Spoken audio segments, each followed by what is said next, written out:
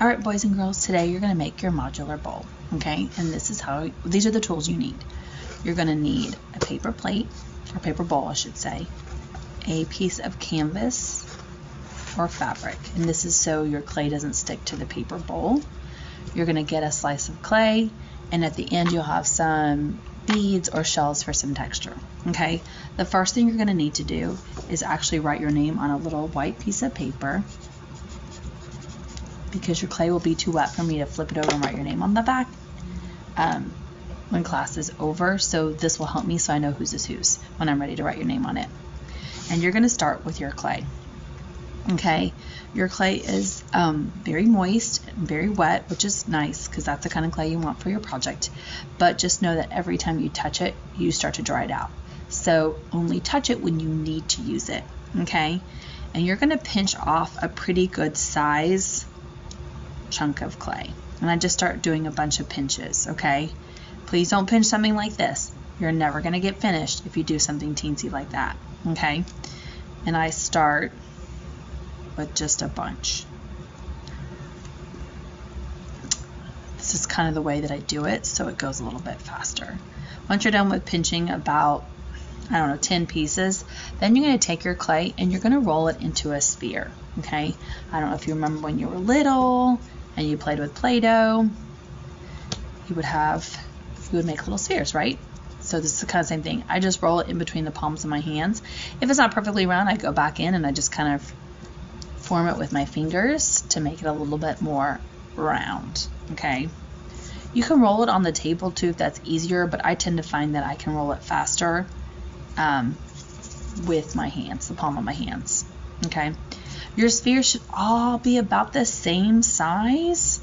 I notice some of mine are smaller than others. I'm not going to stress about that right now, but the smaller your sphere, the longer this is going to take you, and also the thinner your clay will be.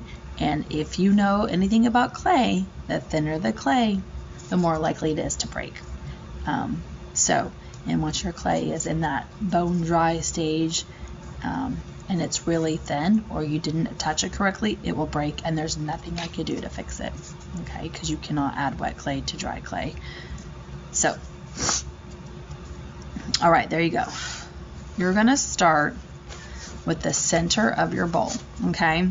And you're just gonna put your sphere in the center and gently press it with your thumb. I'm gonna lift it up to show you how thick it is.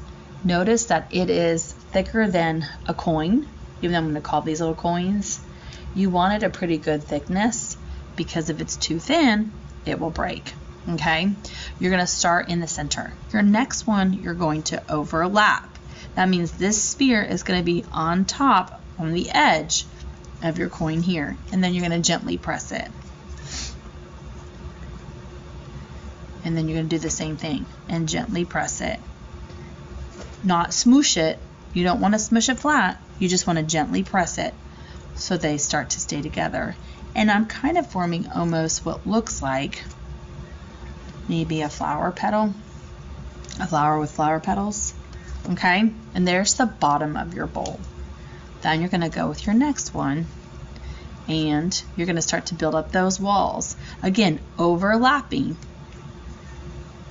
and gently press it, and gently press it. And then the two next to each other should also be overlapping.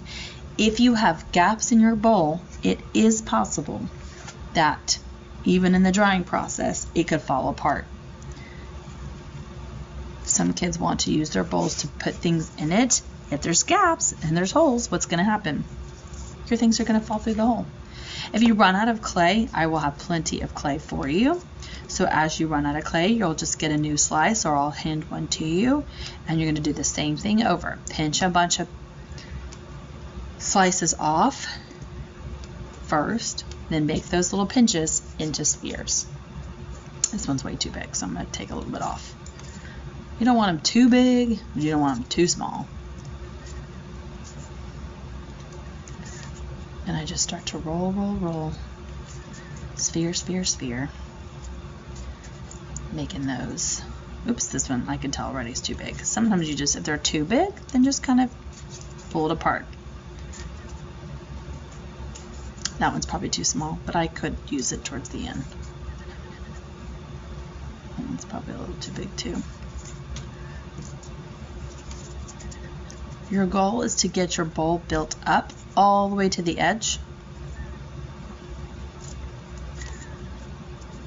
So you actually have a bowl shape versus a plate. We don't want to make plates today, we're making bowls. And then you just keep going. Gently press, overlap, gently press. Sometimes you have to fold down your fabric a little bit. Gently press, gently press. Now notice I still have a wall here, and that's where I'm going to need to build my sides up now. Overlap and gently press. And I'm just pressing with my thumb because my thumb is the biggest and it can give a good gentle press. And you just wrap it all the way around until your walls are built. I'm gonna need more clay. Put these two together and gently press because I still have room over here.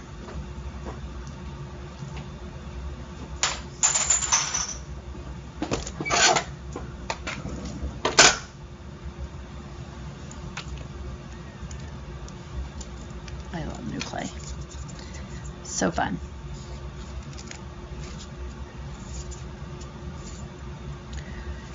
If you happen to finish your bowl before your neighbor's at your table and you've turned yours into me and you've put your name inside your bowl, like I'm going to show you in a minute, then I would like for you to be a great friend and helper and help someone finish. We want to make sure everyone gets theirs done today. Okay? I'm going to kind of go back in, just make sure it's all built up. I am not going to wrap the edge of my bowl, and I'm going to tell you why. I have noticed in the past when kids wrap the edge that what happens is this piece becomes super fragile and breaks off. And I do not want your bowls to break. Your goal is something like this. Okay, so once I'm here, I'm actually going to choose something I want to texture with. I actually like the texture of this seashell. So then I'm going to go in, and without smooshing it, again, you smush it, it's going to be too thin and it could break. I'm just going to gently press the texture into my bowl. Okay. I also have all these really cool beads that have different textures in them too. You are more than welcome to use those as well. We're just sharing. This also kind of helps push those last bit of pieces together. You might have missed with your thumb when you were gently pressing them together, and then it adds a really cool, fun texture, which I think is kind of cool. They almost look like little flowers. Don't press too hard. Sometimes you press too hard, look what happens. The clay gets stuck in the seashell. We don't want that to happen.